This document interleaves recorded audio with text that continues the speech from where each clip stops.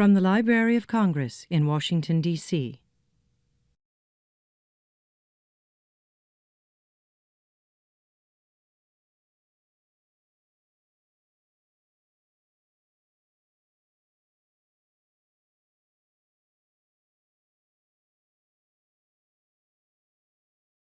Good deal. Good afternoon to all of you. My name is Rob Casper. I'm the head of the library's Poetry and Literature Center, and I would like to welcome you to the PLC's final event of 2014 and our third Bagley Wright lecture on poetry.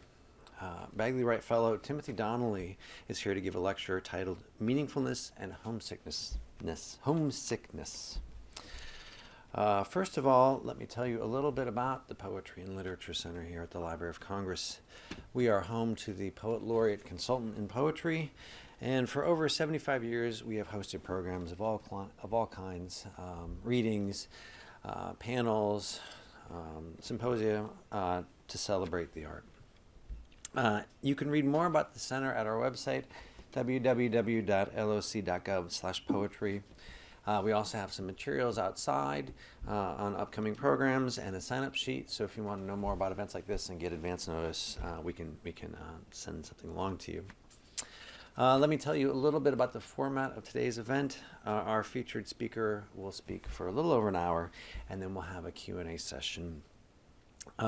Note that we'll have a portable mic and we'll pass it along to you if you have questions, so that we can make sure your questions are recorded as this event is being webcast. Please take this opportunity to turn off all cell phones or electronic devices you have that may interfere with the recording of this event.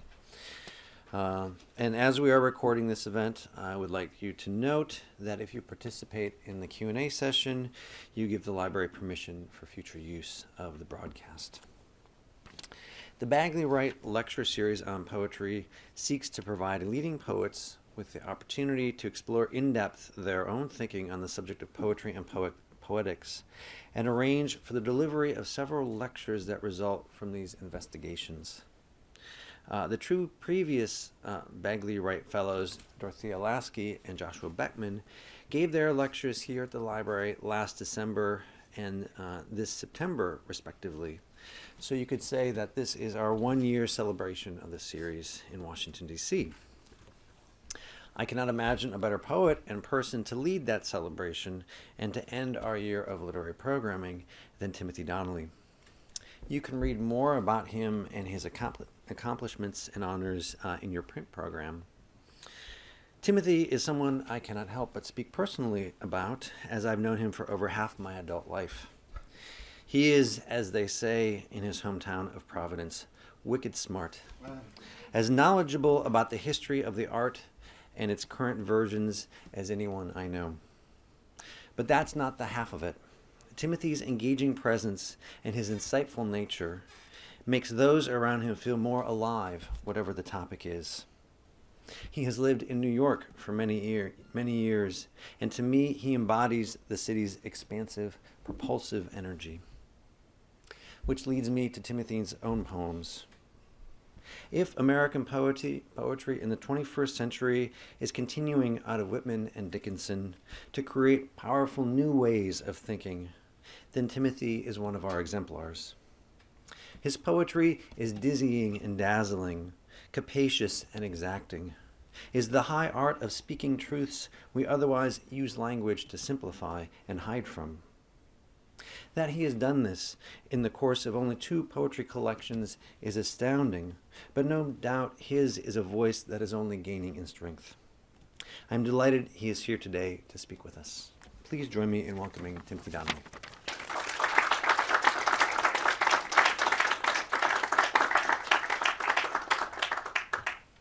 Thank you very much, and thank you, Rob, for that beautiful introduction, and to everyone at the Library of Congress for making this possible.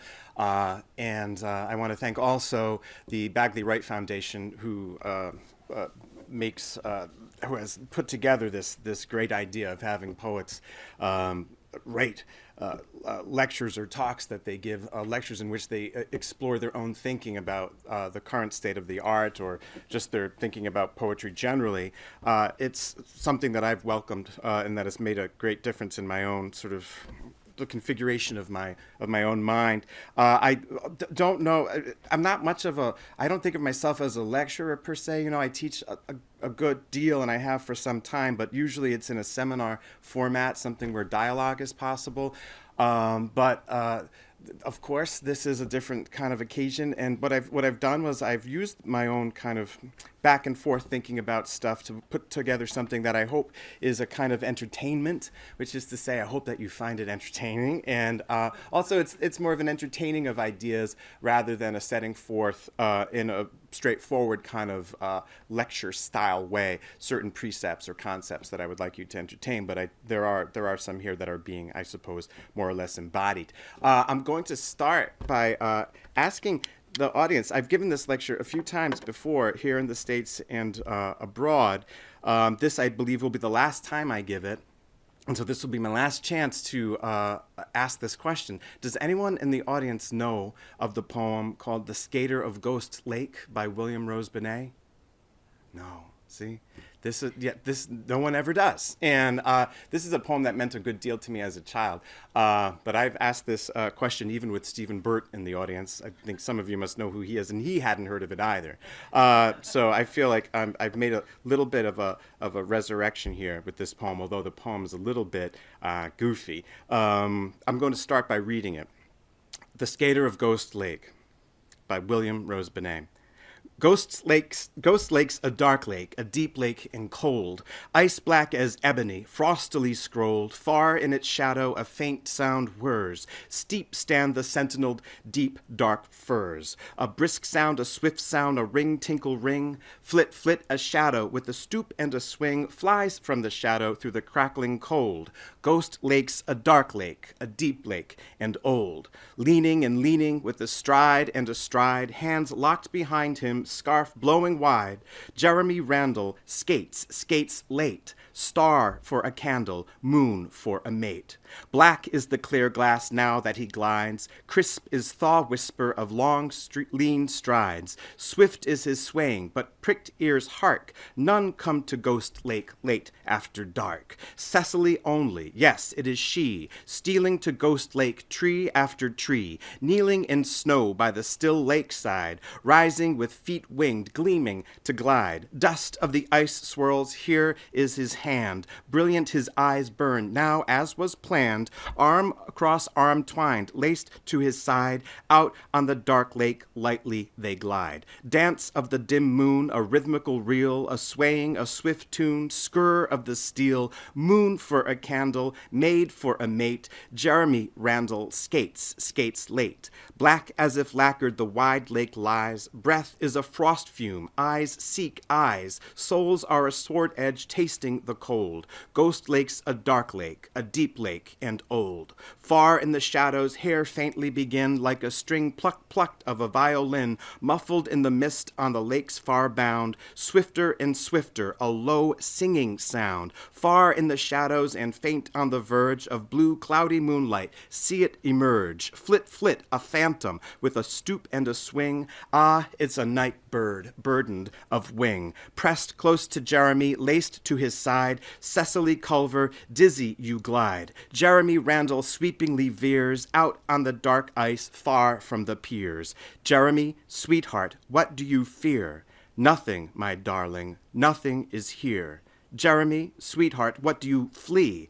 Something I know not, something I see. Swayed to a swift stride, brisker of pace, leaning and leaning, they race and they race, ever that whirring, that crisp sound thin, like a string plucked of a violin. Ever that swifter and low singing sound, sweeping behind them, winding them round, gasp of their breath now that chill flakes fret, ice black as ebony, blacker like jet, ice shooting fangs forth, sudden like spears, crackling of lightning, a roar in their ears. Shadowy, a phantom swerves off from its prey. No, it's a night bird, flits away. Low winging moth owl, home to your sleep. Ghost Lake's a still lake, a cold lake and deep.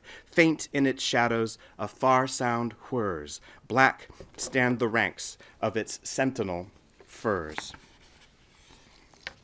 Behind the house I grew up in, there was a small forest. I knew about an acre of it by heart. I've often told myself that if I could travel back to a time before the forest was destroyed, or if the forest hadn't been destroyed but instead remained the way it was throughout my childhood and for a long time before that, then I would still be able, even blindfolded, to find my way around it. I would know how long I had to walk and in what direction in order to reach the sea-green, lichen-covered boulder, roughly cone-shaped, half submerged in the forest's topsoil. I could place my hand in the shallow divot chipped into the top of it that would fill with rainwater whenever it rained. Sparrows and jays would bathe and play in it after the rain had passed. Often when I played with action figures, the boulder would morph into a rumbling volcano. A short distance to the west, the tallest tree I knew at the time, an old red oak, rose up from a mossy incline, sometimes with a number of moon-white mushrooms appearing overnight around its base, and on at least one occasion, the bizarre orchid known to us as the lady's slipper, which I was told to hold sacred and never to let anyone pick. It was hard to imagine anyone would want to pick it anyway. It wasn't exactly a shoo-in for the bud vase on the breakfast table. But in its way, it was magnificent, a bright pink veiny brain on a stem, and though it looked like nothing else in the forest, it was clear that it belonged there. Behind the oak, an old stone wall, half dilapidated, the kind you find all over southern New England, ran off into the distance, past where I was allowed to travel alone.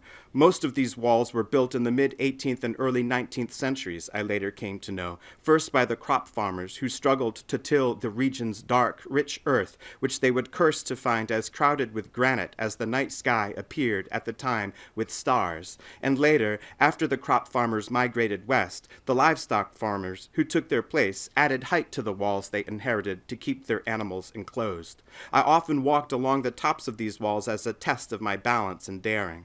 I remember one rock in particular, about the size and shape of a couch cushion, that seesawed back and forth when I would walk on it, and I remember how to shift my weight from side to side to get it to keep still. Much of this stone wall was covered over, like the other walls like it nearby, with wild blackberry and greenbrier, whose prickly runners left shallow, dotted gashes on the shins and calves. Surfing on this rock, which is what it felt like when I tried to steady it, produced the same sound as when I used the genuine volcanic rock mortar and pestle in my kitchen in Brooklyn. Beyond the wall, a field of low-lying wild blueberry bushes stretched out as far, flat, and wide as a baseball diamond, or so it felt to me at the time, but in truth the bushes covered an area probably not much larger than a 1970s McDonald's. Part of what made the field seem so big, in addition to the fact that these memories were made in my earliest childhood, before I knew the standard measure of things, was that I didn't just measure the field by eye, but also by hand, branch by branch, almost leaf by leaf, as I bent over the bushes to pick from them. Even more importantly, it was measured olfactorily, the scent that rose from the berries in the heat, or else not from the berries alone, but also from the dark, small, leathery leaves, which turned fiery red-orange-pink in the fall, or even up from the acid earth itself, filled the air in the area so completely it seemed endless. Walking on Columbia University's campus not too long ago, I stumbled back into this same musky scent, only duller, fainter.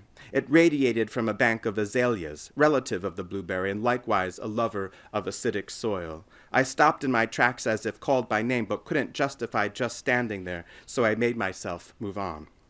Beyond the clearing the blueberries grew in, back in the shade of the forest, the mysterious configuration of large stones surrounded by sassafras, ferns, and fallen branches held particular interest to those of us who had seen it. Not everyone had. On top of a triad of large, chair-sized stones, one wingback, two beanbag, there balanced a massive stone slab, irregularly rectangular in shape, its surface and thickness comparable to that of a stack of 4 or 5 double mattresses. It didn't rest flat on the other 3 stones, as a tabletop should, or else like the mattresses it called to mind, but was instead propped up on a fairly sharp incline, so that even if you managed to climb up on top of it, you wouldn't find it comfortable sitting there for any significant length of time. You would either start sliding off it, or else find yourself actively fighting against gravity not to. Before long, you might be tempted to lie down on it instead, and sometimes that's what I and the other neighborhood children did, but only ever briefly, and as if on a dare, or as a kind of self-torture, because we had convinced ourselves that the structure was actually an ancient altar, possibly even one that human sacrifices had been made on. To lie down on it was guaranteed to insult whoever had used it for worship, or worse, died there. Turns out we were wrong about human sacrifice, but I think we half suspected so ourselves. The reasonable would dismiss our altar as nothing more than an unusual but naturally occurring structure left behind by a retreating glacier. But there are others, unknown to me at the time, who would insist it was one of the many pre-Columbian dolmens that, along with various other megalithic structures, resided quietly in such forests as the one I remember, or sometimes on the banks of rivers, like the one up near the cemetery I first saw a crayfish scuttling in, and sometimes right alongside the interstates that lace New England together. Whatever it was, the land it had rested on for centuries has long since been bulldozed over, razed to make room for many ranch-style houses. So whether it was chance, the Vikings, or the Phoenicians who put it there, and for what reason, no one will ever know for sure. Tottering on top of the structure, looking northeast, you wouldn't be able to make out the narrow creek bed that bisected my acre on the diagonal. It was often clogged and covered over with inches of damp layered oak leaves and the random debris of the forest. The creek's water came and went sporadically, but could be counted on to flow during and after any significant rainfall, or when the unseen snow at the top of the hill started melting toward the end of the winter. When it came, the water ran right under my own little house, in the cellar, in the clammy chamber under the slanted bulkhead door. If you removed a wooden panel from the concrete floor, you revealed the gurgling hole it covered up, and could see the water running there, and the sluice that directed its flow, before surfacing again in the forest some 30 yards away. Paranormal experts, I have come to understand, say buildings built close to kinetic water, especially on land crowded with quartz-flecked granite, are among the most likely to house supernatural activity. Finally, let me shift your gaze a little to the west, where the creek bed approaches a stand of white pine but never quite reaches it. The water fans out and seeps back underground. As many as 12 thick trunks, I must have counted them, but now I can't remember, tower in a straight line running west to east like a dozen outsized fence posts, rising up from a carpet of fawn-colored pine needles, dried out but still fragrant. Jean Toomer described them in Cane as elastic to the feet of rabbits. The tree's lowest branches extend from their trunks from about 3 to 4 feet off the ground, then arc downward, making a kind of nave you can escape to. These white pine, which must have been planted as windbreak against snow blowing in from the north, are fairly mature, measuring at least 30 feet tall, and were probably planted here at least as many years ago. Their greenery collects into a single being, a huge hovering entity that shambles in place like a retriever when the wind is strong. Stoically as a yak, it allows the heavy snows to collect on it. It provides habitation for the squirrels and cardinals it entertains like thoughts. It can be seen from everywhere I know and watches over everything. Whenever I give thought to what I can't believe doesn't exist anymore, or to what exists only in memory now, I come back to these trees. One of the first poems to leave a lasting impression on me as a child was the American Gothic ballad The Skater of Ghost Lake by William Rose Benet. No one seems to remember this poem. I don't think anyone has ever mentioned it to me since my first encounter with it at Graniteville Elementary, and I'm pretty sure I've never dared to bring it up in conversation myself. But there it is, half forgotten, built into the foundation of my feeling for, if not my idea of poetry. I can't make myself confess that I find the poem embarrassing, even if I do, at least a little, because I still feel an affection for it, maybe even a kind of protectiveness. But with the insistence of its rhythm, glaring sonic effects, repetitions, and at least a dozen exclamation points, eerie nocturnal atmosphere, and portrait of doomed love among the obsessive and frail, its indebtedness to the dark romanticism of Edgar Allan Poe is so overwhelming to my mind it's hard to take Benet's poem seriously, especially since he first published it in book form over 80 years after Poe himself had died. The year was 1933. Pound had been writing his cantos for close to a decade by then. Black Mountain College and Objectivist Press were both founded that year. Liveright had just published Hart Crane's collected poems. We poets were way more modern than this. The gauze of borrowedness and belatedness that haunts the skater of Ghost Lake, something like a rumor whispered through a loudspeaker, would have gone wholly unheard by me as a child, but there's no getting over it now.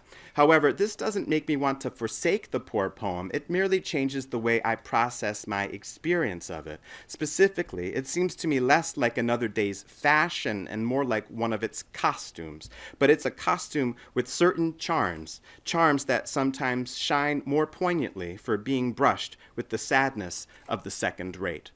Yet these selfsame stylistic effects that now come off like regressive kitsch or frilly pastiche were what excited me about the skater of Ghost Lake in the first place. This was language put to extraordinary use. Too blatantly or cheesily extraordinary, I'll now admit, but this was before I had acquired good taste, a development I question and sometimes do my best to reverse.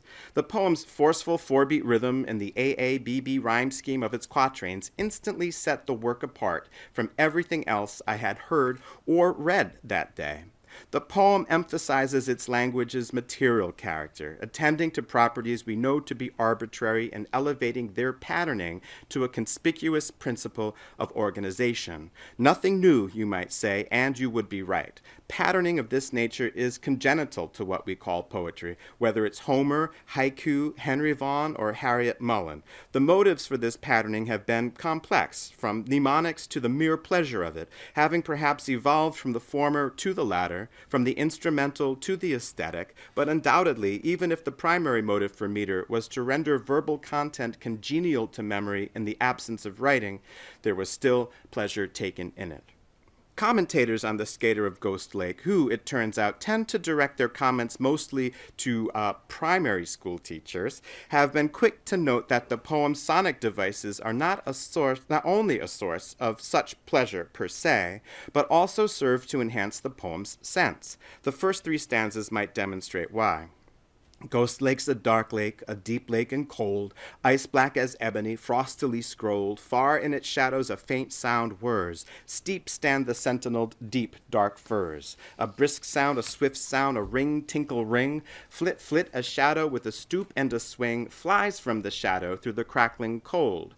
Ghost Lake's a dark lake, a deep lake, and old. Leaning and leaning with a stride and a stride, hands locked behind him, scarf blowing wide. Jeremy Randall skates late. Star for a candle, moon for a mate.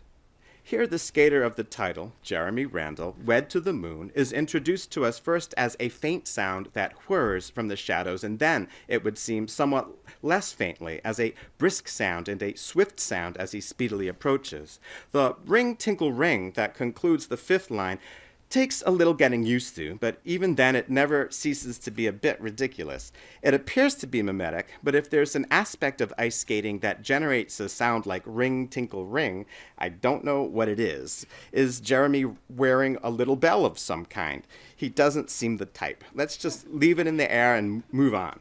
The next line's flit flit makes a fine recovery, vividly evoking, to my mind, the quick drag of blades on ice, and what follows is one of my favorite passages in the poem. A shadow, with a stoop and a swing, flies from the shadow through the crackling cold.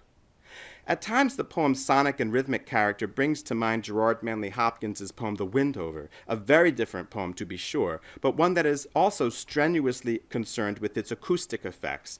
It might also come to mind because it refers to an ice skate when describing his falcon in flight, itself a figure of the redeeming Christ.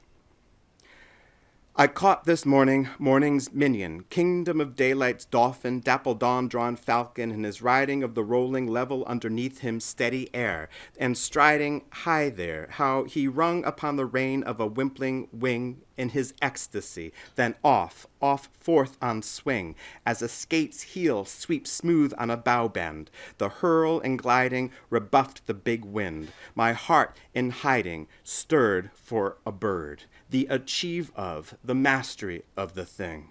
brute beauty and valor and act. O air, pride, plume, here, buckle, and the fire that breaks from thee then, a billion times told lovelier, more dangerous, O my chevalier. No wonder of it. Sheer plod makes plow down Cillian shine, and blue bleak embers, ah, my dear, fall, gall themselves, and gash gold vermilion. As the striving of Hopkins's kestrel presents itself as all the more graceful for having to contend with the power of the big wind, so Christ bestows grace upon his followers through his suffering, an idea underscored by the pain equals gain or from darkness comes light analogies that close the poem. Tilling makes dark soil shine, or something like it, while blue bleak embers glow and spark when broken open. Hopkins has been one of my favorite poets since I first read him in college, and I confess now to having stolen, or rather relocated, a rock from his burial site in Glasnevin Cemetery in Dublin.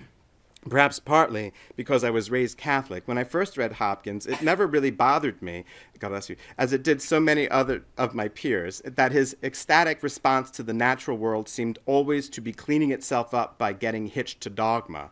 I'm not sure there was much more going on with my peers beyond an average knee-jerk aversion to religion. Meeting him on his own terms, you can't really separate the natural world from the Christian God when it comes to Hopkins, given that what he called inscape, which is the quiddity or thisness of any given thing, the intricate design that makes it actively be what it is, and according to which it selves, is held to be bestowed by God and the mark of his divine presence.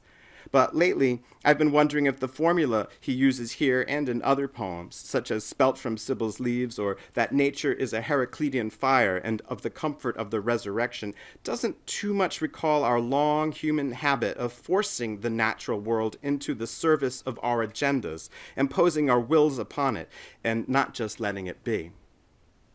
When we last checked in with Jeremy, his discrete, individual-sized shadow appeared to be calving from a vaster volume of shadow, a trick I find fascinating, as if Jeremy were the darkness's offspring, swerving into view. Several stanzas later, we come to understand that this emergent shadow most likely wasn't Jeremy at all, not literally, but an owl or some other night bird, synonymous, it would seem, with the genius of the forest itself, also referred to in the poem as a phantom. Whatever it is, and why not let it suggest all of these things in our experience of the poem, it appears to be in pursuit of Jeremy and his secret skating partner, Cecily Culver. Press close to Jeremy, laced to his side, Cecily Culver, dizzy you glide. Jeremy Randall sweepingly veers out on the dark ice far from the piers.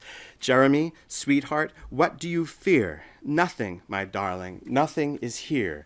Jeremy, sweetheart, what do you flee? Something I know not, something I see. Swayed to a swift stride, brisker of pace, leaning and leaning, they race and they race. Ever that whirring, that crisp sound thin, like a string plucked of a violin. From the start, the poem's rhythm has put us in mind of the repetitive motion of skating itself. This effect is enhanced by the fact that all the lines in the poem are end-stopped, compelling us to pause at the terminus of each.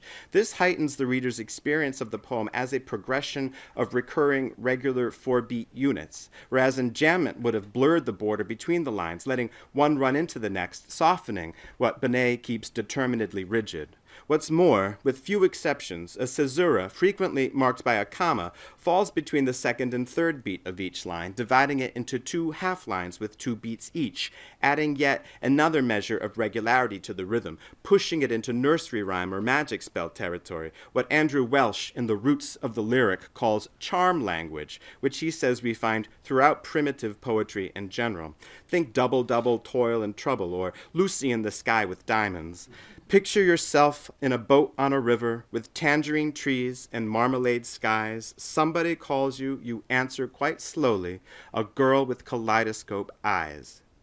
The verse's 4th line has only 3 beats, but we feel a silent 4th beat in the pause after eyes, a little release from the rhythm without breaking it or loosening its hold on us, whereas Benet's poem is without release. It is relentless. The owl, dismissed at first as nothing, then upgraded to something, appears to chase the couple onto what must be a patch of thin ice, and after a tumult of additional sonic devices, the pair presumably meet their death as they fall beneath the broken surface. The flit flit returning twice, although not as the sound of Jeremy's skating, but of the bird's wings.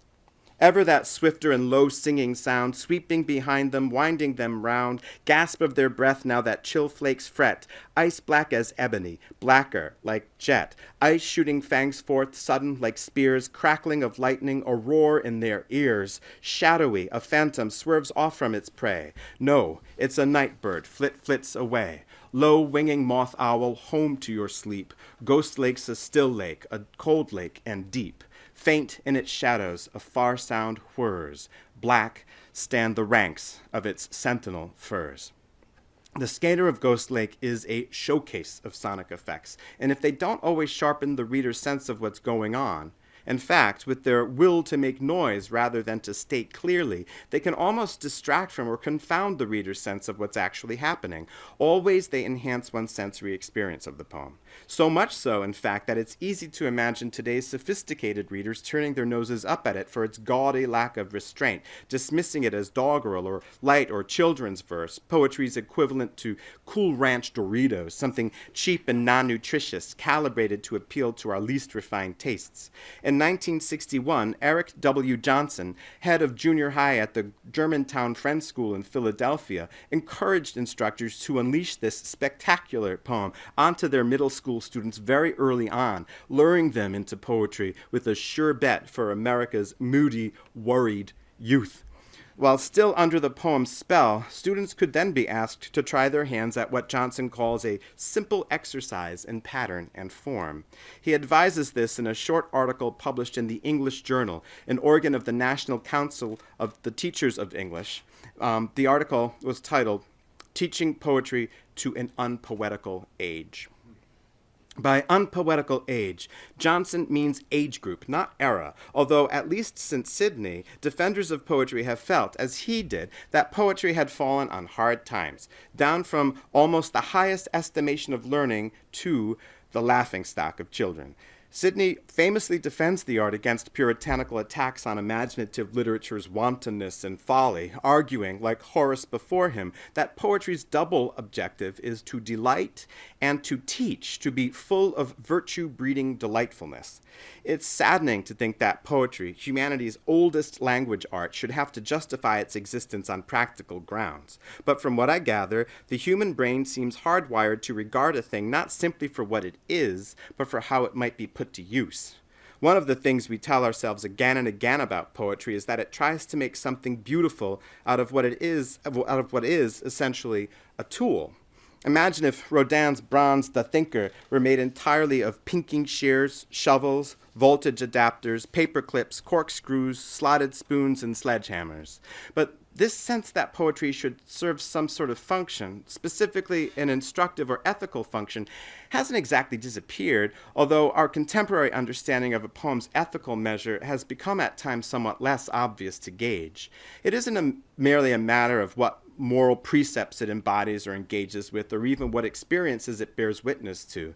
As for The Skater of Ghost Lake, it's unlikely that anyone would argue its moral passage is resist the temptation to ice skate at night, especially if you have an anxious temperament to begin with. You know what will happen if you do? You and your secret lover will drown. And yet, if approached this way, tentatively, even jokingly, the poem does seem to have a little more to say than meets the eye. Let's face it, there's a strong sense that something a little fishy is going on out there beyond the surveillance of Jeremy's and Cecily's implied community. None come to Ghost Lake late after dark, we are informed, and yet that's exactly what Jeremy does, and Cecily knows that's where to find him. Their meeting, we are told, has been planned. What schemers they are. I can't believe how they rendezvous in the forest, gleaming in its shadows like Tim Burton claymation, there where the norms that stifle and protect them by day don't apply anymore. Cecily displaces the moon as Jeremy's mate and is soon laced to his side. The strenuous, repetitive skating activity can be read as a displacement of erotic energy, and Jeremy's disproportionate fear of the owl, presumably he mistakes it for a ghost, might indicate an overactive superego, a guilty conscience. They have violated custom, and the part of them that belongs to custom will punish them for it. Reading the poem this way might give it a specific piquancy, but sharpening its point also limits it, turns it into a late late Victorian cautionary tale.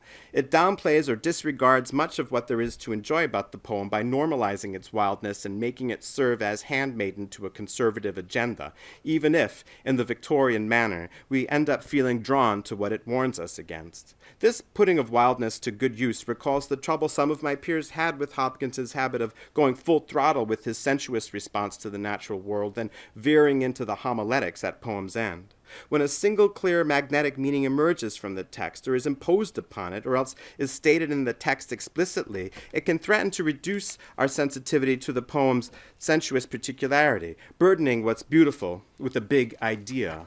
A poem can too often, in all our eager evaluation of it and under all our interpretive pressures, flatten into a thing that is really about something else, invariably devaluing what it is per se, even when all our readerly efforts mean to elevate it, mean to work it into a shine. But maybe we can recover some of the fun of the poem as well as respect its commitment to mysteriousness and suggestion if, rather than saying what's really going on here is X, we instead say the skater of Ghost Lake follows the same paradigm as the moralistic scenario outlined above, even as it resists being reduced to it. A poem is at its most fascinating, maybe even at its most like a thing in nature, when it's least utterly explained, or when its psycho and other logical architectures remain mostly submerged. I think, for example, of certain Hitchcock films and the way their spell is broken or seriously compromised when the Freudian mechanisms at play in them become too blatant, as when his kleptomaniac Marnie, played by Tippi Hedren in the film of that name, and in a manner we might once have described as frigidly, freaks out in hysterics in a thunderstorm until a large phallic tree branch crashes climactically through a window. Thereupon Mark, played by Sean Connery, rushes in to embrace her, kiss her, and assure her it's all over now. Take note, Marnie is to horseback riding as Jeremy Randall is to skating after dark. But is it just me, or isn't it endlessly more interesting when Hedren's heedless playgirl Melanie, along with thousands of residents of Sleepy Bodega Bay, falls under the attack of murderous birds? The bird's fury might echo that of possessive widow Lydia, played by Jessica Tandy, as Melanie cozies up to Mitch, Lydia's hotshot son, but it takes a bit of a stretch to ascribe the rampage of every living creature of the air to a metaphor for one particular mother-son configuration, no matter how fraught. The phantom in the woods might be a manifestation of Jeremy's guilt, but that's one-to-one. Let's keep things in proportion. The birds is absurdist, meaning no matter how meaningful it seems, there's really no rational explanation for the bird's behavior. Although, as it happens, Hitchcock was, in fact, inspired by an actual event that took place in 1961, same year as Johnson's article was published, and 2 years before The Birds was released. Apparently, an army of disoriented seabirds stormed Monterey Bay after ingesting shellfish contaminated with a mysterious neurotoxin-producing algae. But again, this doesn't account for the species-wide cataclysmic revolt of the birds, which is on a whole different scale. Here, nature has no footnotes and pays no attention to the human need to understand and to put to use. The movie sends its viewers back out into the world in a daze of unknowing, wonder, vigilance, dread. Never again will a flock of birds look the same, at least not till a few hours after.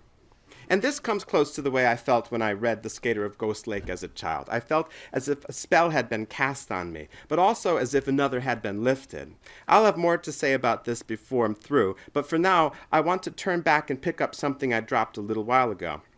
I was saying that much of what we consider today to be a poem's ethical character, I'm using ethical as more or less synonymous with moral, instructive, and virtue-breeding, isn't simply, or even all that often, a function of the philosophical precepts or codes of conduct that the work might be said to put forward, or even what kinds of human atrocities or victories it sets before us to remember and consider, although this latter practice, which tends to leave moral judgments implied rather than directly stated, seems more common today, probably because so many poets worry about the effect of being overtly didactic in a poem, yet dread too the idea of being fatuous almost as much, which is to say that the poem's ethical character can also be a function of what it doesn't do, what it refuses chooses, what resistance it puts up, including formal.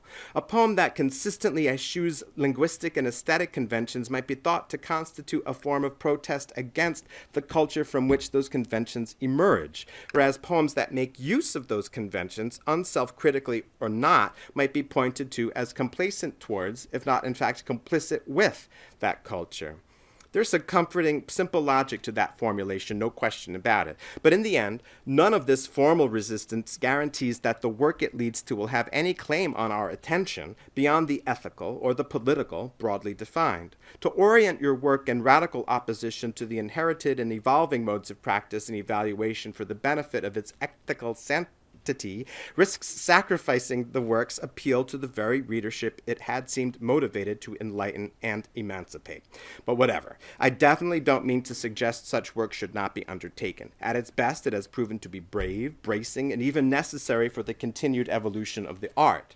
Elsewhere, and this is probably true of all art, conventional or not, guided primarily by an ethical or even merely an intellectual principle, when the work's instructiveness, moral or concept, eclipses all other concerns, or when it serves to justify what might hold too little formal interest or give no other pleasure, or when its primary objective seems to be to gratify those who will find their own intellectual or political dispositions shining back at them in it, it will be simple, dubious, doctrinaire, pious.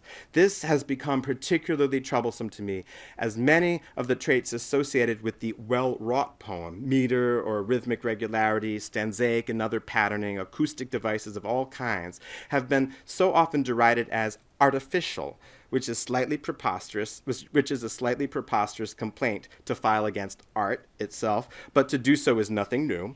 Intellectual, here used as a pejorative, privileged, reactionary, or just plain passé, harking back to bygone aesthetic values we would do good to peel away from if we haven't already. It is this that perturbs me more. For millennia, poetry has been the literary form intent on keeping us sensitive to the materiality of the linguistic medium, intent on preventing language from estranging us from the sensuous, and verbal patterning has always been instrumental in doing so. To dismiss such patterning on the grounds that it belongs to another fussier time whose politics we disagree with, or more suspiciously, that its practitioners seek to demonstrate their literary competence or to dazzle their readers with a display of mastery, is impossibly short-sighted and fails to take into account what that patterning was doing in the first place. We had been thinking about the birds and how the revolt at the heart of it can't quite be accounted for. The same can be said of the skater of Ghost Lake. Its effect ultimately surpasses any rational explanation for it. Moreover, certain key elements of its plot are left pretty much to the imagination, especially in regards to the poem's end. What happens to Jeremy and Cecily? Do they actually fall through the ice? Do they drown?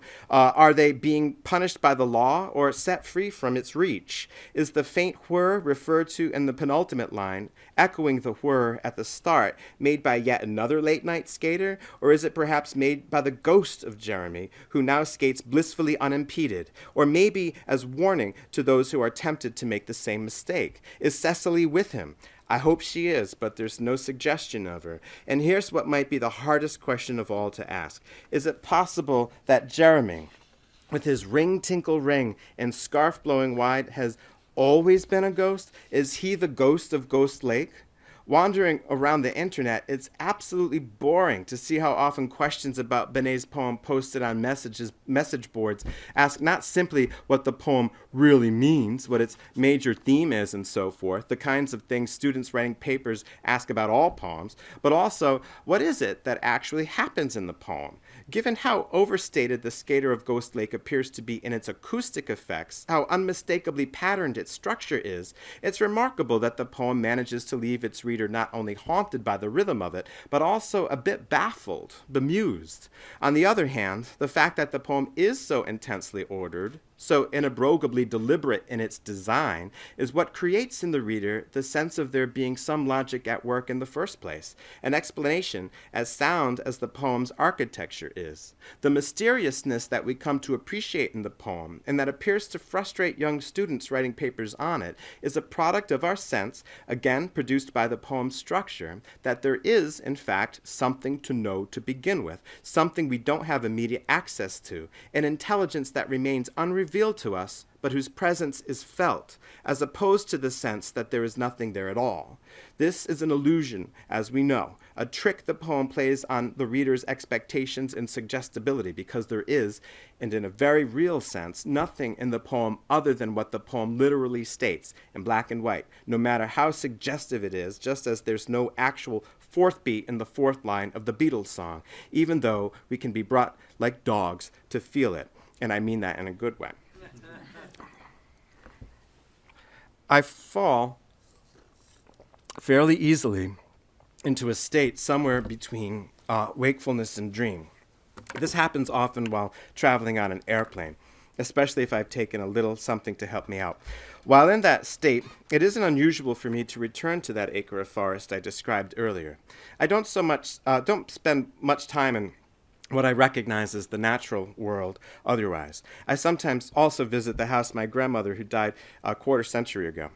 But both places were as much a home to me in my childhood as my childhood home was.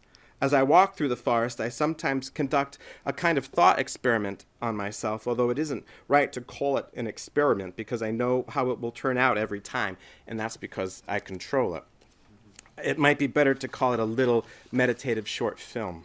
What I do is I walk past the old oak tree and into the center of a clearing, taking note of a number of scattered stones as I pass them, each roughly the size and shape of a jelly donut.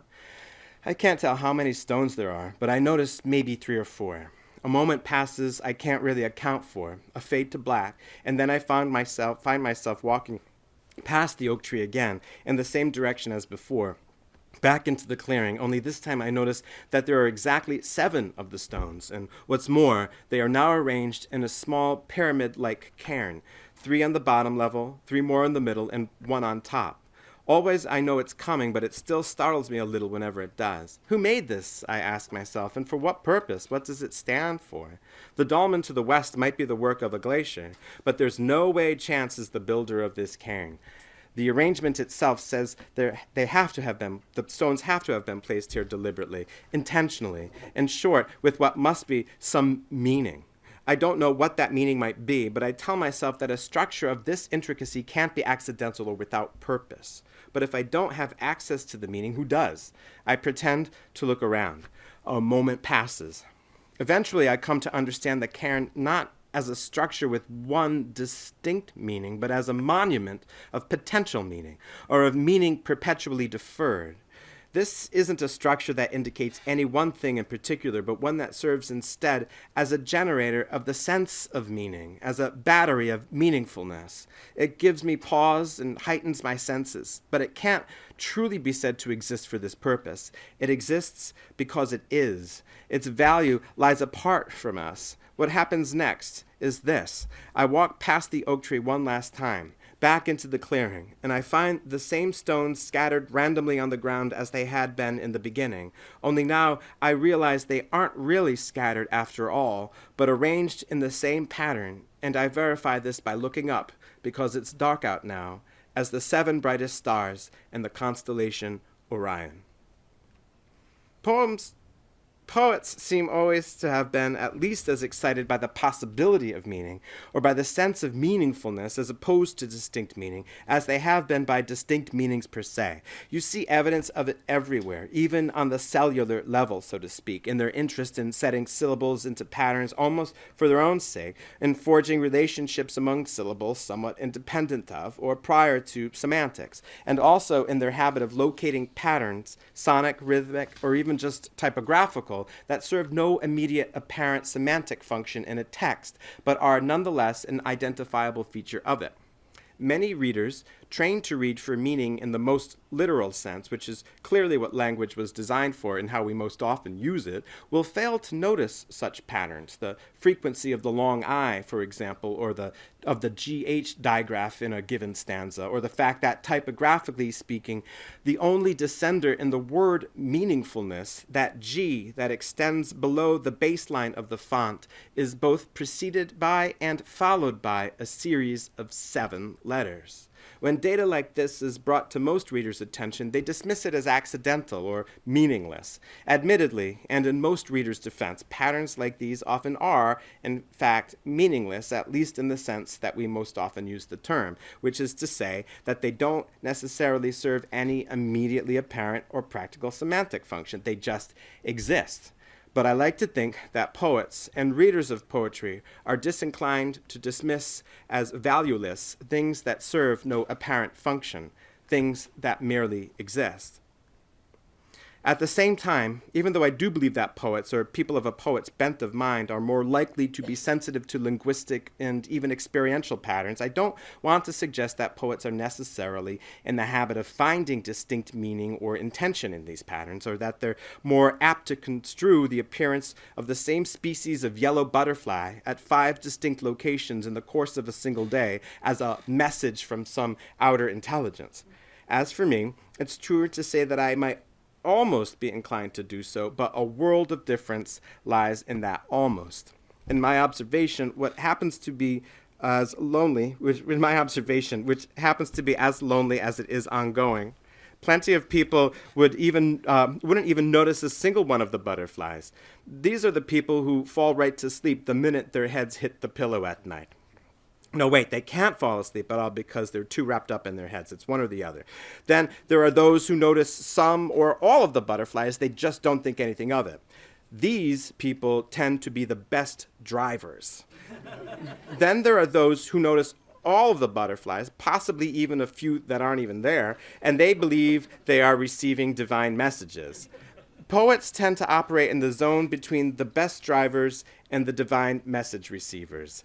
Their thoughts follow the same paradigm as those who sense distinct messages, but they never solidify into specific belief. We see the butterflies and we feel what it would feel like to make something of it, even if we don't. Maybe we would have made something of it in our youth.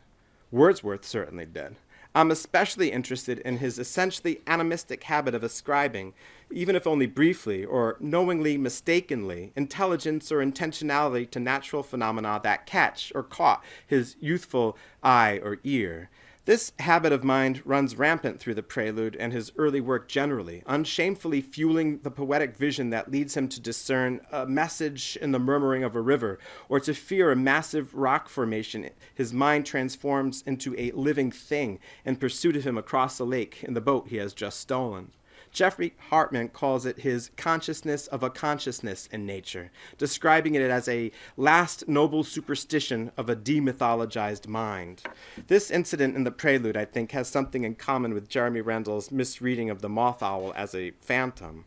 Not all animism is happy animism. In fact, probably most of it isn't, or at least it's always uncanny. In her book, Natural Reflections, Barbara Herrnstein-Smith notes that a prevailing thought among cognitive theorists is that among the neurological conditions likely to have been responsible for the origin of religion, agent detection is central.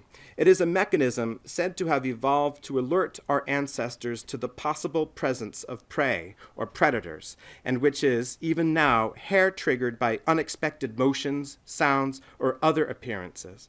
When this mechanism is particularly sensitive, the human subject is likely to assume a conscious agent behind phenomena even when there are none. You might even think of this in relation to Hopkins's notion of in-stress, which seems to be the energy that holds the inscape together, and also that communicative force which actualizes an object's in-stress in the mind of its perceiver. At times we perceive the natural world in all its vitality as trying to communicate with us, which implies a consciousness. This brings me back to my feeling about the white pines I mentioned earlier on, and how throughout my childhood I often had the distinct sense that these trees were a unified, sentient entity standing watch. This sense, I know, had much much to do with the fact that they were planted in a straight, clearly intentional line, probably in the absence of whoever planted them in formation. The apparent thought and the will that had determined to put them there that way read to my untutored mind as the thought and the will of the trees themselves. Moreover, the way they presided over that acre had the effect of making the rest of what I found there seem animated too. I was made more attentive to its being. But it wasn't the fact that these trees were humanly arranged that made them seem more vital so much as the fact that the presence in the forest of a logic accessible to my human training sensitized me to the forest's own logic, heightening my perception not of its distinct fixed meaning, but of its unlimited meaningfulness. Having at the time such a strong feeling for those pines, and to this day associating them with my earliest awakening of some primal sympathy with the natural world, I was startled when I first read The Skater of Ghost Lake and hit these two lines in particular. Steep stand the sentineled deep dark firs, and black stand the ranks of its deep sentinel firs. I didn't even know what sentinel meant at the time. I had to look it up in the glossary in the back of the school book, but when I did, it only confirmed what the poem had managed already to convey. Unquestionably, the emphasis given to the image by its rhythm, repetition, and even the slightly unexpected modifier deep made a difference, and a big one. There's an emphatic difference between reading sentinel firs in the middle of a rambling paragraph and the prominence it gains when read in the context of a highly patterned poem. The poem seemed to know, right in the very fiber of it, what I felt so powerfully but never knew how to discuss, not with anyone, not directly. Again, I felt as if a spell had been cast on me, and also as if another, the one that would ignore or deny the value of what I had felt in the forest, or that denied it because it didn't make the right kind of sense, or couldn't or wouldn't be measured by the standard measure of things, had been briefly lifted. Even though it seemed essential to my understanding of the world, among the dearest things I knew, I had kept this feeling to myself, kept hidden this powerful awareness not of the forest's distinct meaning, but of the sense of meaningfulness that I could be made to feel in it. I could tell it went against the current of my education and possibly my religion, and it certainly wasn't what the suburbs talked about over dinner.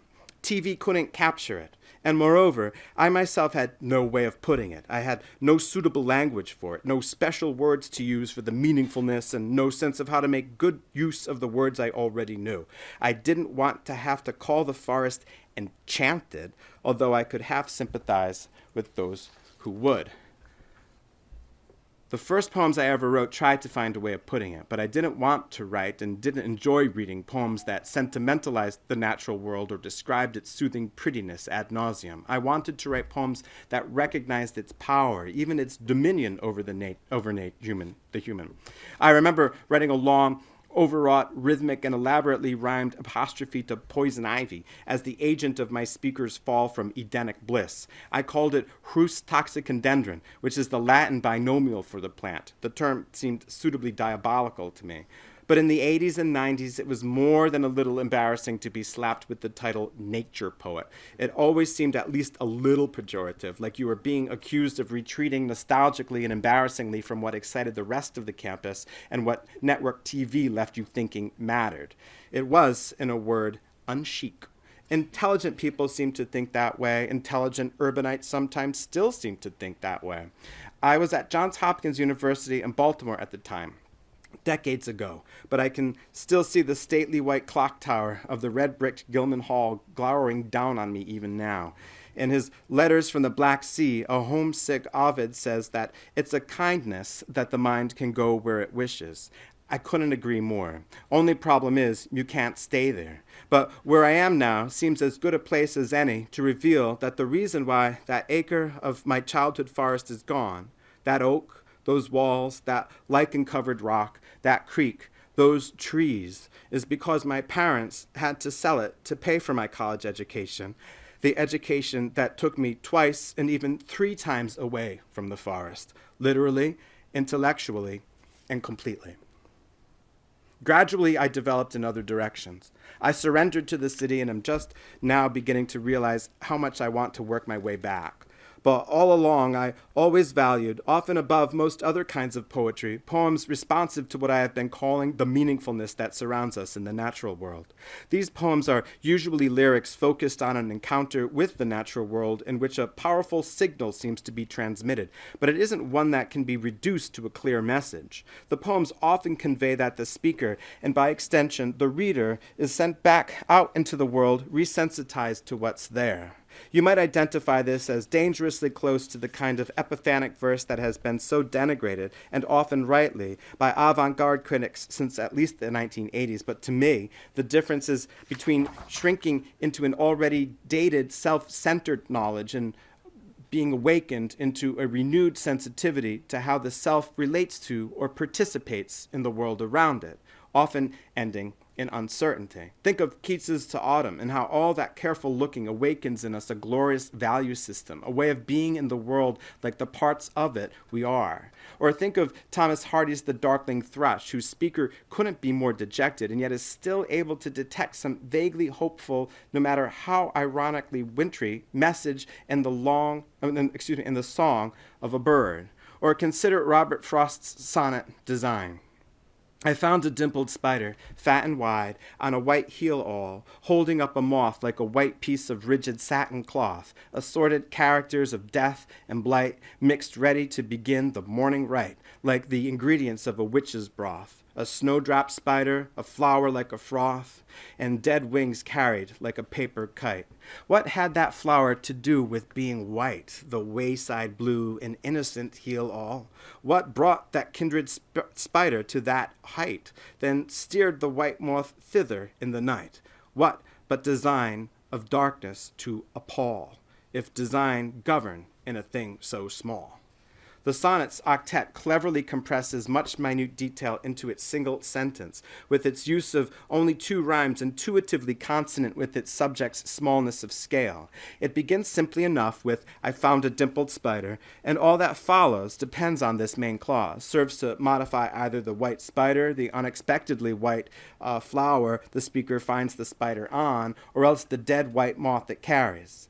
A pairing of any two of these elements would make for a coincidence, but 3 makes a pattern, the design referred to in the title, and it's one that's especially remarkable in that heel-all is typically blue, not white. The arrangement is too unlikely not to have been planned, it would seem, but who could have planned it and what could it mean? The word characters here suggests not only dramatis personae, but also inscription, as if this were the tiniest enigmatic chapter left over from the long-forgotten book of nature.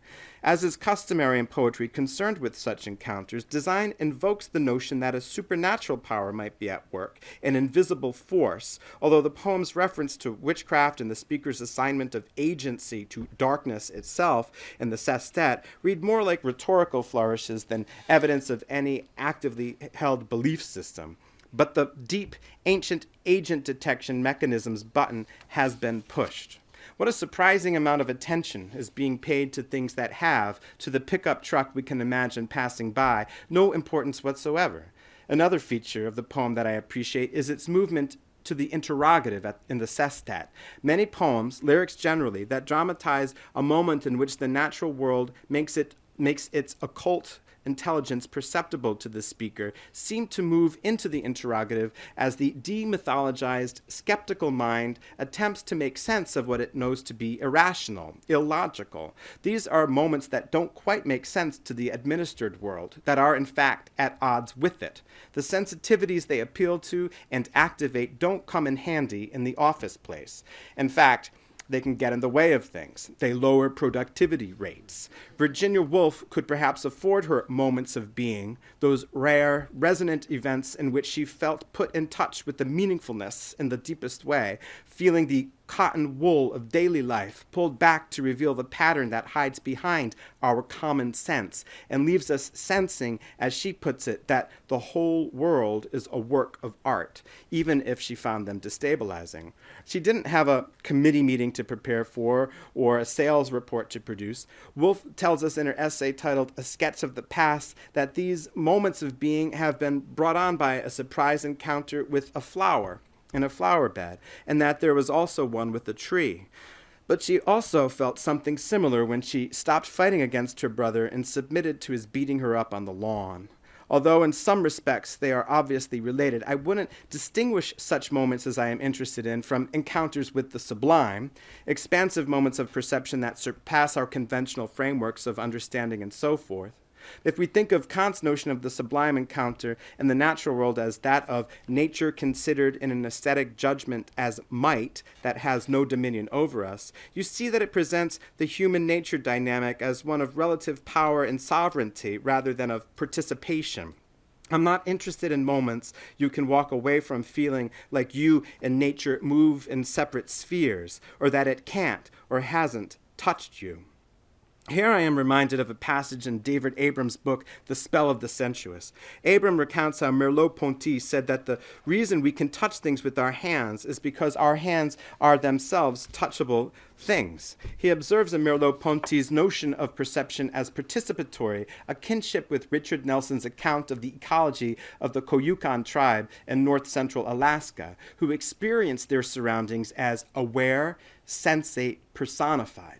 He writes, such a mode of experience, which seems so strange and confused to our way of thinking, becomes understandable as soon as we acknowledge, underneath our conventional assumptions, the reciprocal nature of direct perception, the fact that to touch is to feel oneself being touched, that to see is also to feel oneself seen. Nelson's description suggests, as well, that perceptual reciprocity, when consciously acknowledged, may profoundly influence one's behavior.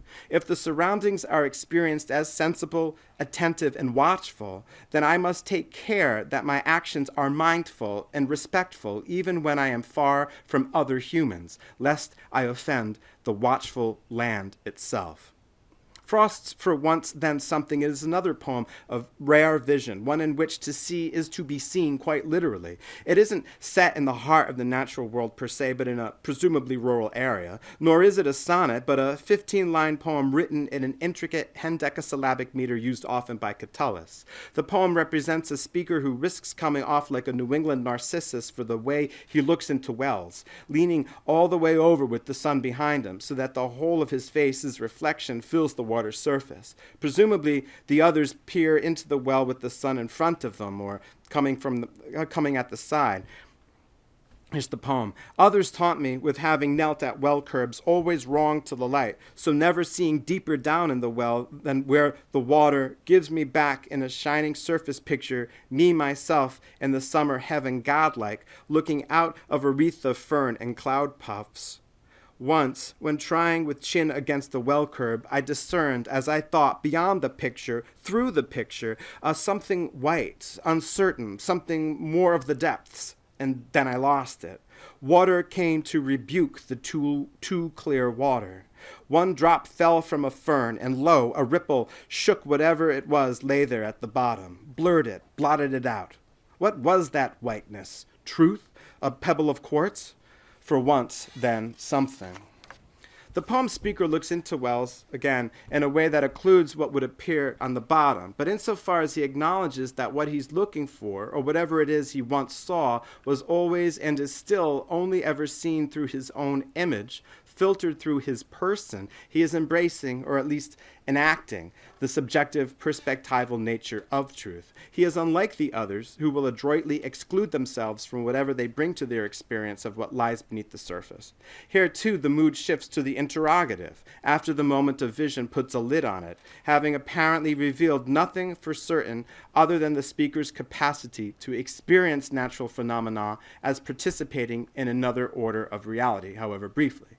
What's particularly interesting to me, though, is how the speaker is most intensely aware of the natural world's agency as it moves to impair his vision of what lies at the well's bottom. Just as darkness has designs, here the fern and water drop collude to ruin the still water's clarity.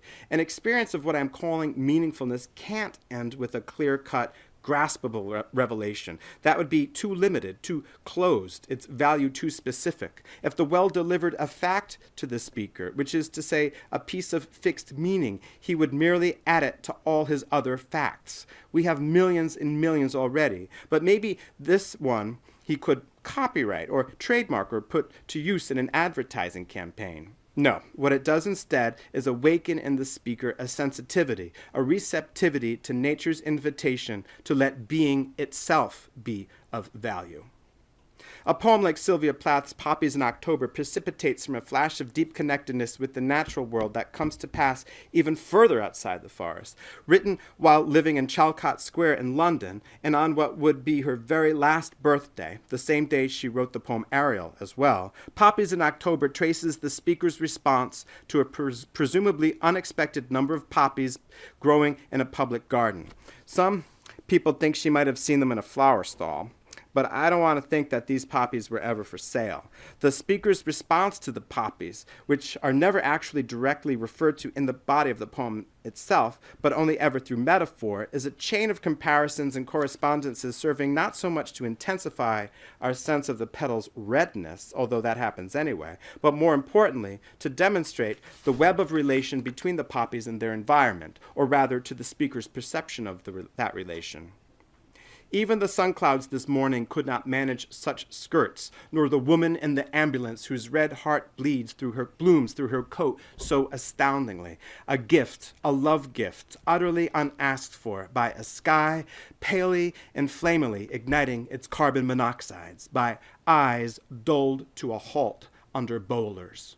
Oh my God, what am I, that these late mouths should cry open in a forest of frost, and a dawn of cornflowers. The verb manage in the first line might mean control, but it can also mean muster. But nothing can control or eclipse these poppies. They are the center, the spider on the flower, the white at the bottom of the well. The arrangement of rocks that surpasses us in our tracks and suggests another order that makes us mindful of living in relation to it. It's a challenge to know where to stop connecting the red of their petals to other reds or near reds present or implied in the poem.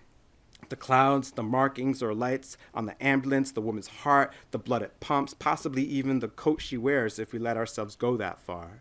These reds are offset and enhanced by the cool blues, blacks, and whites of the poem's other elements, some of which carry negative connotations opposing the life force of the flowers, the blue flame of the carbon monoxide, the bowlers, the frost, and the cornflowers that recall the sky. Likewise, the poppy's beauty contrasts with the circumstance of the ambulance passenger, as well as with that of the blindered workforce, who, dulled to a halt under bowlers, recall those who wouldn't have noticed any of the yellow butterflies. But the speaker of the poem, ostensibly Plath herself, feels elected to this experience, this gift she receives, and on her actual birthday, no less. And this gift is more than just the flowers per se, but their awakening of a sense of meaningfulness. And as in the frost, it leads her not to some distinct understanding, but into the deepest interrogative. Oh my God, she asks, what am I? That she has received this call from the flower's late mouths. I am reminded of, again, of Abram's book, in which he writes, thus, at the most primordial level of sensuous bodily experience, we find ourselves in an expressive, gesturing landscape, in a world that speaks. The air is a mill of hooks, Plath writes in a later poem, Mystic, relating these hooks to questions without answer. The figure of the hook appears elsewhere in Plath's work, and always as a device that binds her ambivalently to the sensuous world. I've always been taken with how the shape of these hooks suggests, at least to my mind, a circulating swarm of question marks, even if thinking of them that way, and of the air filled with them, suggests a nightmarish mindscape, a zone of hypervigilance too agonizing to think of. It is true that to remain in a prolonged state of attentiveness to the natural world might induce more than just fatigue, but even something like madness. We simply aren't trained for it, or to be fair, it might be more than what our brains can accommodate to begin with. Meaning leaks from the molecules, Plath writes in the same poem, asking, once one has seen God, what is the remedy? And so it goes that our moments of deep connection to the natural world and a sense of our position in its web often come acutely, with force, and need to be recovered from. Woolf describes it as suffering a blow, a perceptual overload, a sudden flash of what the mind just can't sustain. But these intense encounters, taken seriously, can put us in touch with an aptitude still innate in all of us, I have to believe, that can be tempered, trained, cultivated, even domesticated. The sun blooms, Plath writes at the end of the poem, It is a geranium. The heart has not stopped. Again, flowers and the heart are conflated. The radiating red of the plant on the sill in sync with the muscles beating, and comfort is found in coming to sense one's participation in an order uniting the personal, the domestic, the natural, and the cosmic. It is the drive to return to such a unity, even if only mythic, that has animated so much of our profoundest art, especially art in the elegiac pastoral tradition. I consider it too easy to reduce the pastoral to the mode of nostalgic urbanites extolling the virtues of a rural life they would probably never have wanted actually to live, although the thought has occurred to me. Admittedly, literature can sometimes seem like a place where we perform values we claim or want to cherish, but can't quite realize in our daily lives, a stage on which our best selves distract us and absolve us and fill us with self-fondness. We've all met supposedly sensitive poets who turn out to be conniving assholes. So I can see where a certain disgust might come from. At the same time, work that gets by on celebrating the progressive values its readership already firmly endorses is also so often simple, dubious, doctrinaire, pious. It might be better to let poetry make the same mistakes we do if we want it to reveal ourselves to us, although when it shows us what we want to be but can't, it also makes plain a certain fundamental human mechanisms and practices, such as, for example, disingenuousness and self-delusion that might otherwise go less reflected on or reflected on as if from a comfortable remove rather than from within the inescapable mess of it. Pastorals are nostalgic, longing for a return to a wholeness we keep reminding ourselves of, from the Eden story to that of the Tower of Babel, from Wordsworth's ode to Lacan's concept of the real, that primordial state of wholeness we are all severed off from as we veer into selfhood and language, but which can also revisit us in brutal or awesome eruptions when we are brought back into full touch with our material being. Approach too closely, Lacan says, it is a horrifying reality. Philosophy is really homesickness, wrote Novalis in a fragment, an urge to be everywhere at home. I first read that sentence in Heidegger's The Fundamental Concepts of Metaphysics, where he questions, for the sake of argument, whether or not homesickness can even exist anymore. Has not contemporary city man, that ape of civilization, long since eradicated homesickness, he asks? And this was way back in 1929. Look at us now. Ever more distracted, increasingly incapable of sensing our participation in the natural world, increasingly disinterested in it, or worse, assuming vaster and vaster distances between us and it as we exploit it for temporary gain, stupefying ourselves among advertisements like the posters for the beer called Deathless in the 10th of Rilke's Duino Elegies, or the one I recently saw for HSBC Bank, in which the picture of a much magnified cyborg honeybee, two shiny camera lenses inset where its natural eyes should be, bears the caption, "In the future, nature and technology will work as one."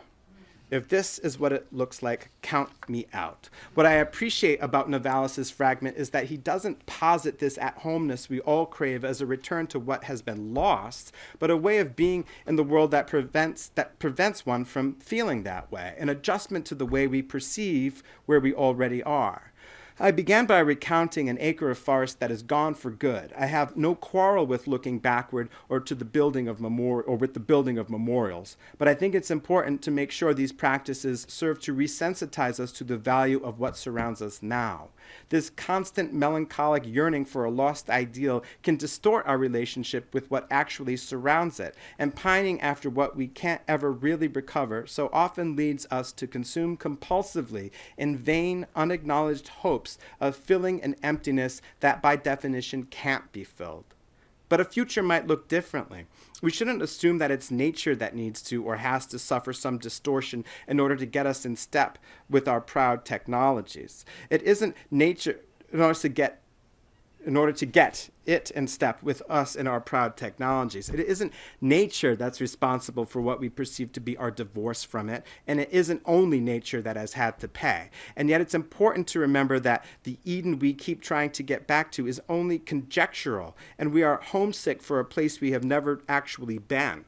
What's more, in lieu of an Eden, we have the world around us, and our supposed And like our supposed progenitors, we have proven ourselves to be flawed custodians to it. Often I think of Derek Walcott's remarkable poem, The Season of Phantasmal Peace, as a hymn of praise for the non-human world, by way of its delegation of birds, one that acknowledges our utter dependence on it, and that honors the possibility that it is it who will, for some reason, save us. Then all the nations of birds lifted together the huge net of shadows off this earth in multitudinous dialects, twittering tongues, stitching and crossing it.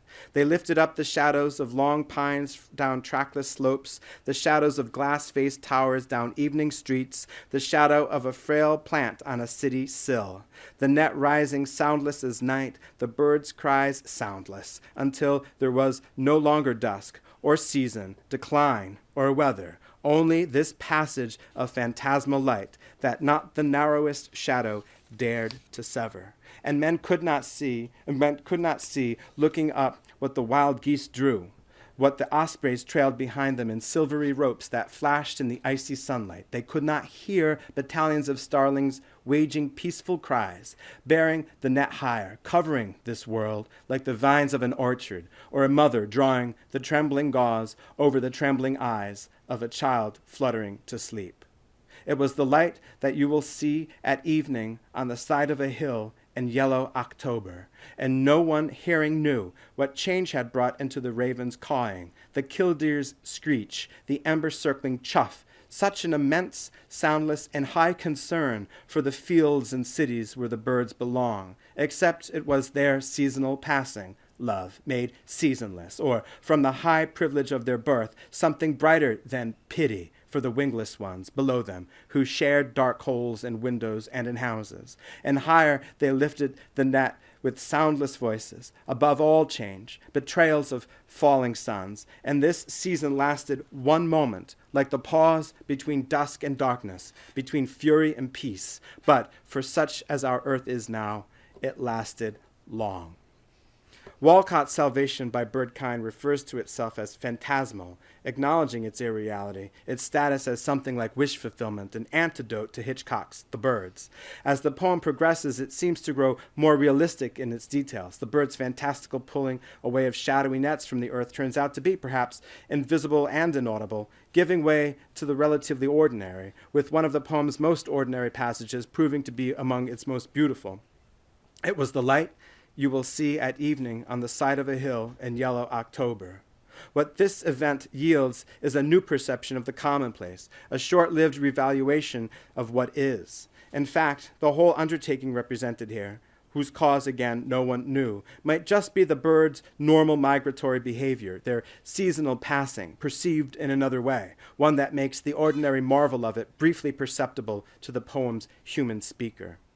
There is, inarguably, an anthropocentric note struck here, and in truth, it can be hard at times to distinguish these brushes with the meaningfulness of the natural world from a kind of accidental egotism. There's a nagging sense that the speaker's investment in that meaningfulness is all tangled up with his or her sense of having been elected for a special revelation.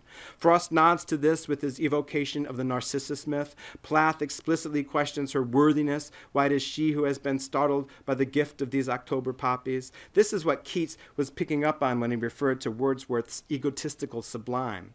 Given the limits of our being in the world, given our finitude and our individuation, as Heidegger would put it, it might be that the best we can hope for at this point in our evolution is an honest admission of the fact that when the cotton wool of the everyday is pulled back for you to catch a glimpse of what's behind it, it excites the small human subject, even in the strictly neurological sense, and it enlarges the sense of self as consciousness expands. But I don't think that our practice should be to let the big balloon of self swell up so far you mistake yourself for the universe for as long as you live. The point is not to cling to our small selves so tightly, so desperately that everything in the not me, to borrow from Emerson, is reduced in our misperception as relevant to us only insofar as it can tickle us or feed us. Earlier, I emphasized the role that patterning can play in the perception of meaningfulness, or in the sense of there being an ordering intelligence behind or at work in the natural world, as well as in our poetry, which is where we tend to find language at its most blatantly patterned. It is by way of patterning, and again, I don't necessarily mean fixed metrical patterns and rhyme schemes, but almost any kind of persistent arrangement of language according to its sonic, rhythmic, or even visual aspects, the sensuous dimension of our language becomes apparent to us again, and the anchorage of our thought in the material becomes a condition we can feel and feel connected to the world through. Abram writes, only by overlooking the sensuous, evocative dimension of human discourse and by attending solely to the denotative and connotative aspect of verbal communication can we hold ourselves apart from and outside of the rest of animate nature.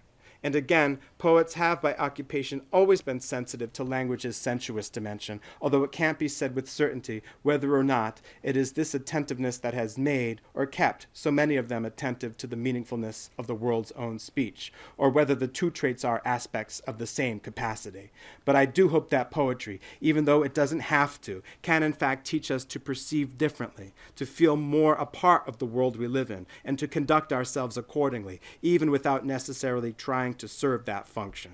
With that hope, I will turn to one last poem, one that squarely belongs with the others I've taken a look at, one in which the earth speaks, a human ego is excited, a vision is entertained, and the gradual, inevitable dispersal of the personal self with its return to the undifferentiated whole is acknowledged with resignation and grace. This is Mark Strand's My Name.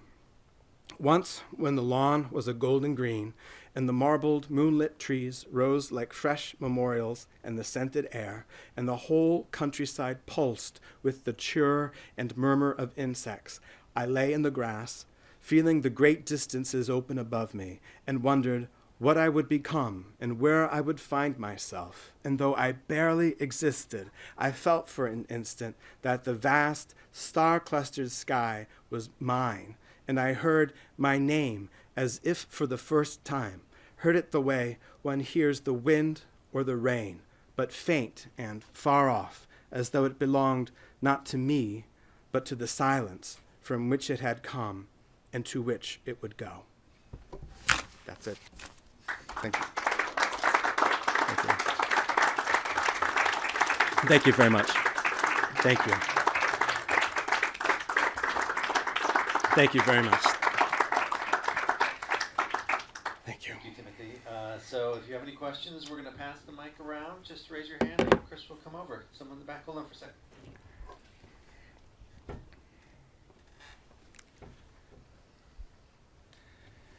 have a couple of simple questions that Sure. come along with the meaning.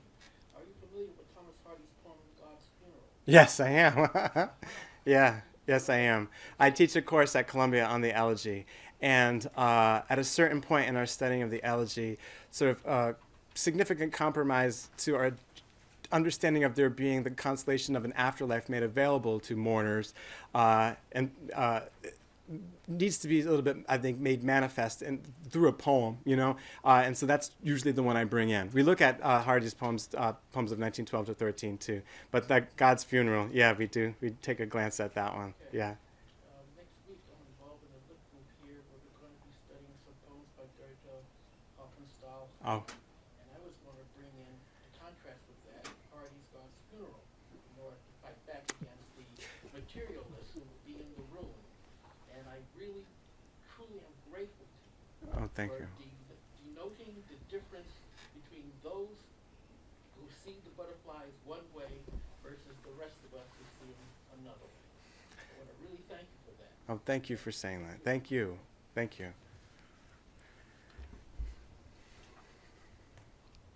Okay. One of the things that I was thinking as I was listening to your lecture was sort of the use of artificial devices Yeah. in poetry. I mean, I don't know if you call them artificial because they come from very basics of Mhm. rhyme and meter and type of, and more organic Right. forms Physical, of, yes. of poetry. And I felt like you were questioning both in a sense, and that you weren't coming to necessarily any conclusions, because I mean, one is kind of nostalgic, but the other one is also nostalgic too. So can you talk a little bit more about those dichotomies? Yes, I want to just have a little bit more information. You felt that I was how, Well, I wasn't sure how right, you fell on the line, and oh, I in think terms you of were exploring the lines. I can, well, yes, I do want to look at things from different angles, and sometimes I do want to see what there is to be valued in a given thing, and sometimes try to sympathize with what the opposing viewpoint is, just to understand what this thing I'm valuing might leave out. As far as an attentiveness to the physicality of the medium of language and poetry, I have nothing but fond feelings for it. I see how it can present a difficulty for people who are coming at poetry. And here too, I have to step aside and say, and I understand why this is the case, and poetry can be used for this. If they're coming at poetry for a very specific, stabilized kind of meaning, the use or the attention that might be given to a kind of patterning that is non-semantic, not necessarily meaningful, and doesn't always actually serve to enhance or make more vivid a specific meaning in a text, but can in fact complicate, perhaps even occlude the specific meaning.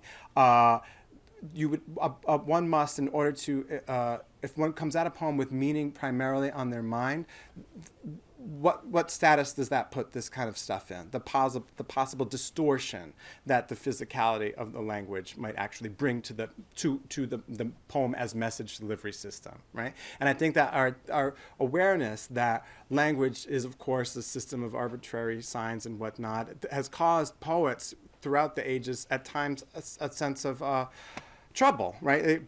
Mallarmé, for example, and who more than Mallarmé loved the textures of language, but like I don't know if you've ever read his Crise de Verse, he discusses sort of a kind of crisis in which he has to confront the fact that the word for day in French, jour, versus the word for night, nuit, would seem as if they got it wrong, because jour has that sort of somber, sort of dark sound, and nuit with that long e seems so bright and shiny. And so he kind of conceives that what falls to the poet is to take advantage of those sort of physical facts of language and to try to enlist them in a new kind of meaning making that isn't necessarily dependent upon propositional statements or direct kind of denotative use of language, right? So I will always love the texture of words. I will always be a person who is going to be kind of excited by the fact that there are 7 letters before the G in meaningfulness and 7 letters after.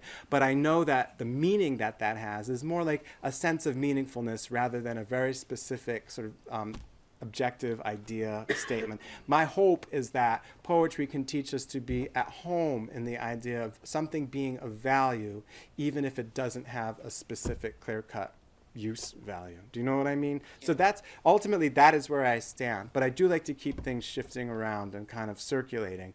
But in the end, I hope that it is clear that I do want things that are of value. I do want things that have no specific use also to be acknowledged as being of value. Because I think that if we use use as our final determinant in value making, then we look at the world around us as something to be exploited.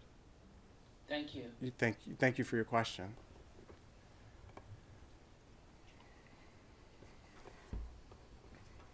Yeah, I always have to say I'm not from the United States of America. I'm from the Caribbean. Okay. It's a very small island, St. Martin. Oh, sure. So that, I must say I found what you had to say quite provocative. And especially, obviously, as someone who is not living where he's from. Yeah, right? yeah. The very notion and problematic and productive notion of homesickness. I left home when I was very small to go to the Netherlands to study. So I know about homesickness and the complexity that that have with meaningfulness and stuff like that.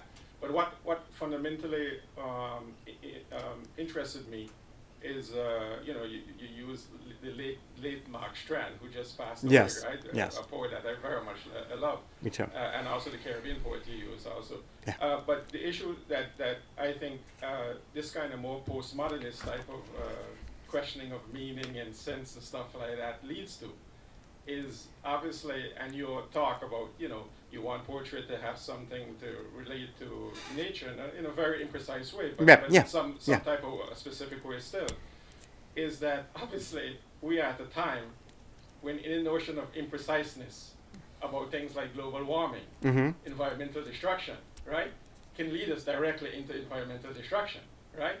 So that, so that some sense of the complexity of how we got here and what to do from here is indeed needed. Yes. But also some sense of urgency to not believe, well, yes, but God made the world and God is going to take care of the world and global warming is just, something made up. So that, at a certain point in time, meaning and meaningfulness and not a more philosophical but a more concrete notion of what we need to do becomes also very, very, very significant, right? Yes. And we need to confront that. Yes. So I just want to provoke you on that and see what you have to think about it. And I couldn't agree with you more, and I very much appreciate your saying that.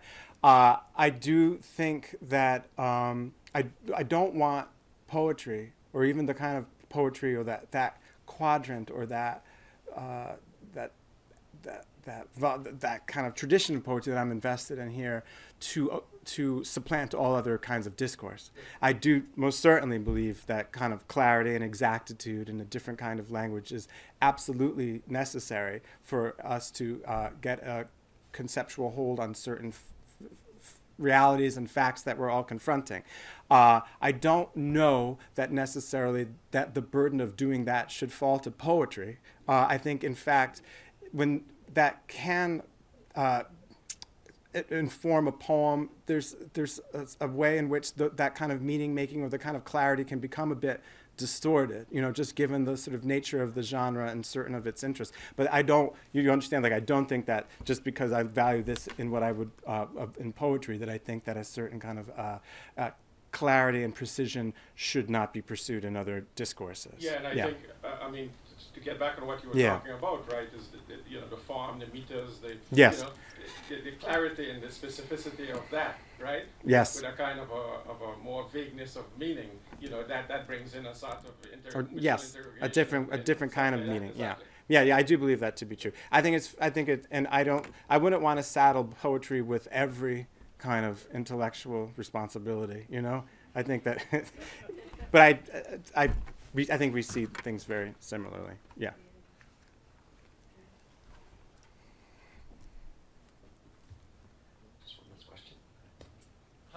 Hi. My son is interested in writing an epic poem. Okay. As a practical matter, what kind of advice would you give? Do it. Go for it. I'd say read a few existing epic poems. My hunch is that a person who wants to write an epic poem probably has read a few epic poems. I would suggest set out doing it. Just start doing it and see what it is what you've achieved without overthinking it, and then maybe at a certain point, after a certain number of pages, get achieved 20. I don't know. Look back at what you've done and try to see what maybe you were doing without completely realizing it, and see what values you seem to be enacting in the writing itself, and find a way to enhance them or maybe complicate them. I'd say find people whose judgment you trust and show it to them and have them weigh in on it too. I would say probably because the epic is such a it's a form with some baggage. We often think of epics as being sort of very singular in their perspective regarding the founding of nations, or there's like a nationalistic aspect to the epic as we've inherited it. Other people have complicated that, and so I would say probably pursue ways after you've had your first outpouring of however many pages. Try to I use this word too often, and I know why I use it. Try to disambiguate your own poetic from poetics that have sort of immediately, that have come maybe from the distant past before without necessarily breaking off from it, because the epic is probably always going to be sort of engaging with tradition, but try to make sure that the form, your use of the medium is in some ways sort of its time. Like, I don't know exactly how you do that, but you don't want to sound too archaic. You don't want to make the poem seem as though it's unself-critically engaging with somewhat, I don't say bygone, but old tradition. Try to renovate that tradition so that it becomes important to what we're thinking and doing right now, and don't let it bear too much a sonic resemblance to stuff that happened long ago, or else the relevance of the work to readers today might be somewhat clouded or muddied. Do you know what I mean? I understand. Yes, yeah. Would you say on that note, would you say Rand's Atlas Shrugged, isn't that the poem? Well, I'm not sure that that's something I want to comment on. No, I would suggest looking at a good. I guess you know what, because Walcott's here, Omeros. You could look at that poem. I don't think that I would ever. I haven't really read Atlas Shrugged, but my understanding of some of the principles that are advanced in it are a little bit counter to what I kind of value. You know, so. See the film. See, yeah, I know, right? It's like 3 parts or something. Yeah. On that fun note. Oh no, really? Thank you for your question, though. We're Yeah. ending, Oh, thanks so really? much, Timothy. Thanks so much for all of you coming out. Thank you, guys. This has been a presentation of the Library of Congress. Visit us at loc.gov.